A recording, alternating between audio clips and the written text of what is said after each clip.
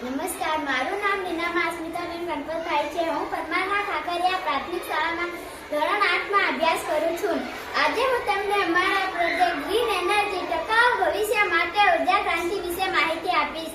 આજના સમયમાં આપણે પેટ્રોલ, ડીઝલ જેવા ઉર્જા સ્ત્રોતો પર ખૂબ આધાર રાખીએ છીએ, જેના કારણે પ્રદૂષણ વધી રહ્યું છે અને પર્યાવરણને નુકસાન થઈ રહ્યું છે।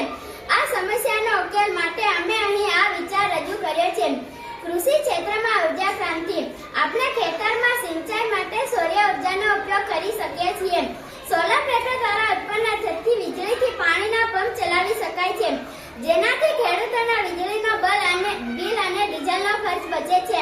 આ ઉપરાંત જ્યાં ફળદ્રુપ જમીન ન હોય તેવા વિસ્તારોમાં સોલર પાર્કનું નિર્માણ કરી તે જમીનનો સદુપયોગ કરવામાં આવે છે। હવે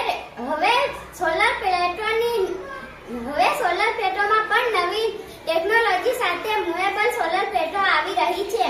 આ પ્લેટો સૂર્યની ગતિ પ્રમાણે પોતાની દિશા બદલીને વધુ ઉર્જા ઉત્પન્ન કરે। સાથે સાથે જ્યાં પવનની ગતિ વધુ હોય તેવા વિસ્તારોમાં પવનચક્કી લગાવીને વિદ્યુત ઉત્પન્ન કરી શકાય છે। સ્માર્ટ જીવનશૈલી।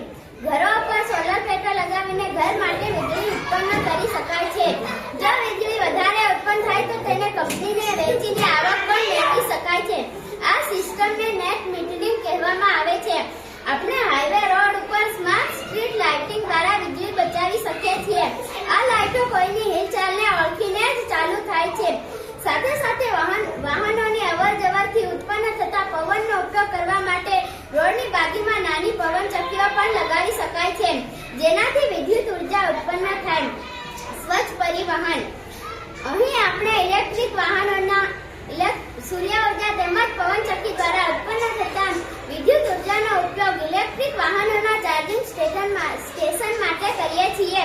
ઇલેક્ટ્રિક વાહનોથી હવાના પ્રદૂષણમાં ઘટાડો થાય છે।